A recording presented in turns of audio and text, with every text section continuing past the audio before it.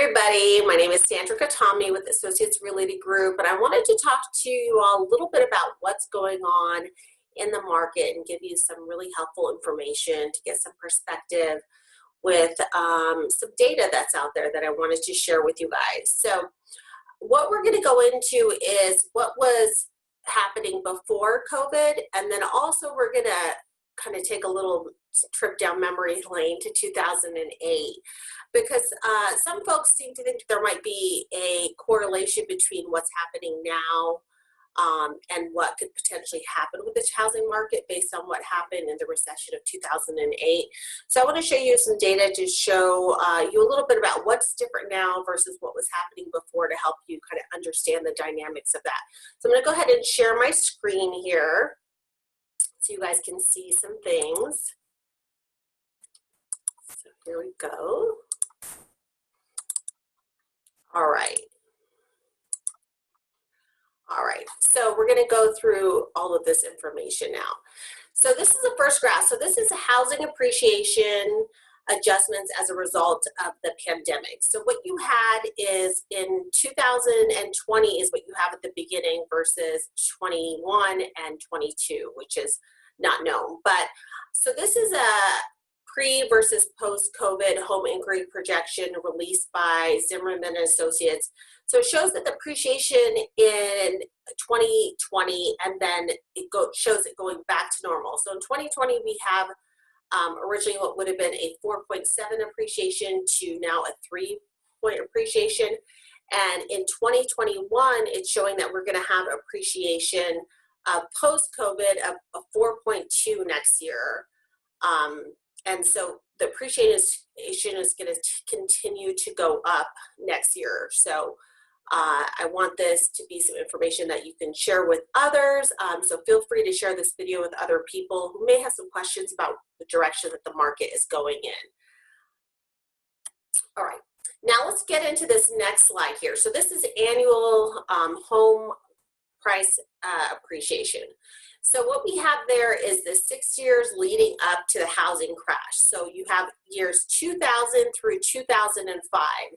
So you see what those numbers are. Homes are appreciating. It went up to the highest bar there you see is 12.5, which is incredibly high. So before the crash, there was really high appreciation of homes. Now, if you look to the blue bars on your right, what you see is the last 6 years. So that's going from 2014 to 2019. What you see there is an appreciation, 4.4. And here's the thing about California. We have better appreciation than a lot of other states because we have the most people here in California and we don't have a lot of housing. So it comes back to the basic supply and demand. We don't have a lot of housing, but we have a lot of people. So we also have that appreciation rate that's a lot higher than the rest of the country oftentimes for that reason.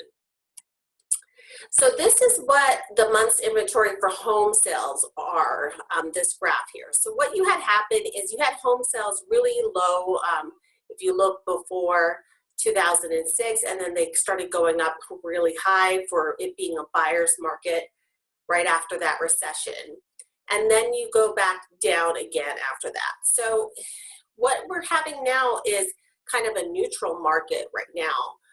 And the reason why is not because the market is having an issue, it's just that a lot of people pulled their homes off the market. And the reason why is because they got a little nervous, they didn't want people in their homes and things like that. So you have a lot less homes there that are being sold, but and then you had a lot of buyers that pulled out of the market. Now, I will be honest with you. If you're a buyer right now, this is a great time to get into it. So think about it like musical chairs. When you have a lot of buyers in the market, which is what was happening before this, you have people outbidding each other left and right. You have such a demand that you're constantly, getting outbid oftentimes. I've seen that happen with my clients on several transactions. So what's happening now instead is there may not be as many offers that you're getting, but you're still getting offers. So it's still a great time to sell, and it's still a great time to buy. And it's actually a friendlier market in my experience. I mean, I'm fortunate right now I'm in 2 escrows, and I have to say everybody's being nicer. I'm on the selling side of one of the transactions. I'm on the buying side of the other transaction. So I'm seeing it for both ends.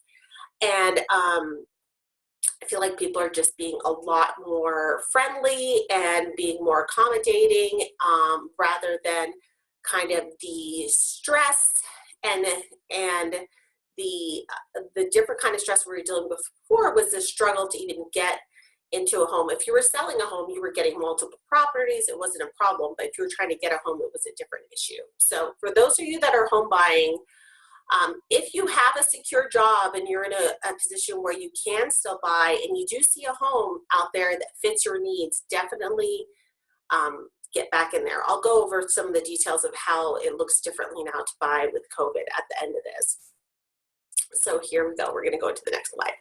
So this is a slide of the homes. So COVID-19 pandemic is causing an economic slowdown. So I want to make sure that that's what's clear. It's just slowing down the market now. It hasn't completely shut things down. There are still every day hundreds of homes going onto the market, hundreds of homes going into pending, which means they're going into escrow. And then there are homes that are, closing every day. The good news is that there has been an increase in the last three recessions that we've had in the United States. There has been an increase in home values during that time, so it didn't always affect the market. So I want to go into some of the details that you have in front of you in this chart. So homes are getting tremendous equity. Especially here in California. So 37% of the homes that are owned in this state are free and clear, meaning people do not have mortgages that they owe on them anymore. This is a report from April 2020. And then 26.7% of the mortgaged homes have at least 50% equity. Now that is really good because when you have that much equity in your home, you have a lot more flexibility of what you can do. If you were to have some situation where there was a financial issue, there are a lot of different things that you can do because you have equity at that home. So that puts you at an advantage. Now let's compare it with a little then and now. So equity, there was a lot different situation happening with equity in 2005, 6, and 7. So in 2005, for example, there was $263 billion in equity. Then it goes on to 321 in 2006. 2007, you have $240 billion in equity. Now you have a different situation. In 2017, 2018, 2019, you see some different numbers there. So what that shows is some of the differences in the market then versus now. So just to go into some of the good news is that people don't owe what they owed back then on their homes. So you had great appreciation before the housing crisis, but you also had people who didn't have a lot of equity in their homes. A lot of times they were purchasing homes zero down, and then they had this, incredibly aggressive appreciation on these homes, but you didn't have any equity in them because you were pulling money out. So back then what happened is people were refinancing. So if you look in 2005, people pulled out of their homes, 263 billion is what they pulled out of their homes because they had equity, okay? So what happens is you have equity in your home, you go to the bank and you say, I need a line of credit. So give me that money out of my line of credit in this house. You had a lot of that happening in 2005, 6, and 7. Whereas now it's such a small portion of people that are pulling equity out of their homes now. So you tend to have a lot more equity in your home because you're not pulling all this equity. So in 2019, only $74 billion was pulled out of people's homes. So in total, if you compare those two there, you have 824 in the then column billion, and you have 232 billion in the now column of how much money people are pulling out of their homes. So people have a lot more equity now going into the situation that we have now versus what we had in 2008. All right, let's talk about it. Supply and demand. So this is a chart. So this is a little bit of what the crisis is right now. In 1960s, 1970s, you have the chart there, 80s, 90s, and the 2000s. This is the annual amount of permits that were given to build new homes. And then in the 2010s, the permits for building new homes dropped greatly. And that was partially to do with, the recession that had been there before. But now you have everything that's bounced back, but you still don't have a lot of homes being built. Especially if you're looking, again, my area of expertise, Southern California, we don't have enough homes for the amount of people that are trying to buy homes in these areas. And reason being is you have so few new homes and new development being built. So that shows you a little bit about what was happening before and decades prior what's happening now. All right. So when it comes to the last 5 recessions, what happened in the last 5 recessions? Well, in let's start with 1980 there at the beginning. Home appreciation went up 6.1%. 1981, home appreciation rate went up 3.5%. And then the recession of 1991, you had a 1.9 dip in appreciation. Then in 2001, you had a 6.6. That was another recession. And then the last recession that many people remember is 2008. And during that time, you had a huge dip in appreciation. Again, oftentimes that was looked at because there was already a bubble in the first place and too much appreciation happening, which the slide earlier on reflected that. So you're able to stroll back in this video and look at that.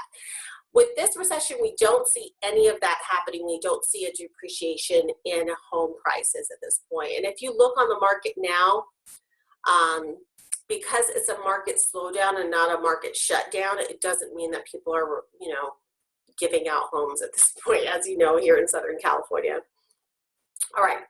Now, this is Goldman Sachs, JP Morgan, Morgan Stanley. Now, this is a graph that they've come together and decided this was really what things were going to be looking like. So major financial institutions that we're talking about are there listed on the left. And each of them have developed their own independent graph for what they say is going to happen with Q1. We were doing really well. Q2 is where we're at now, and Q3 and 4 that was going to go up. So it was going to be a V type of recovery. So that's what we're looking at. Now, just to kind of close this up really quick, I want to go over a few things so you know a little bit about how I'm showing homes now, how we're selling homes now. Things are a little different. Now, when we're looking to sell your home, we are going to have a lot more precautions of who comes in to see it and what it is that they're going to be able to see. So I'm very selective. When I have a home listed, I'm not allowing just anybody to come through. It's not a time for like window shopping. No longer can have open houses. So I'm making sure on my end that it was only really serious buyers. So I require a pre-qualification letter, and then they also have to fill out something that the state of California has implemented, which is a disclosure that they sign before coming to the showing. In that disclosure, some of the things that it covers is that you have not been ill, you don't have a fever, you're healthy, and also it's only 2 people at a time that can come in, and then obviously you need to have a mask on during that time.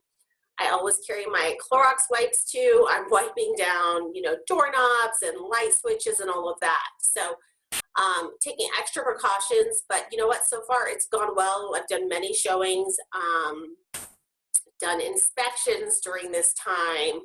I'm going to be doing final walkthroughs through both of the homes that I'm in escrow with coming up soon. So as far as those types of things, none of that has changed. A lot of things are going to be done differently if you are buying or selling a home and you have notary coming. Some people don't want the notary person coming to their house. They may have set up a table in their driveway and have notary outside their home to sign it. So there are different things that you could do that will make you comfortable in that situation. So that's a little bit of what I wanted to share with you, kind of a current events, little highlights.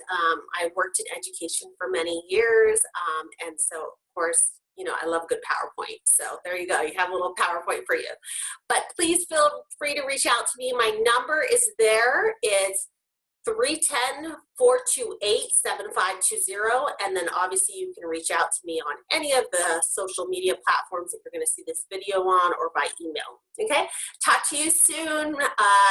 Stay safe and enjoy the rest of what we have this month. And it'll be summertime soon.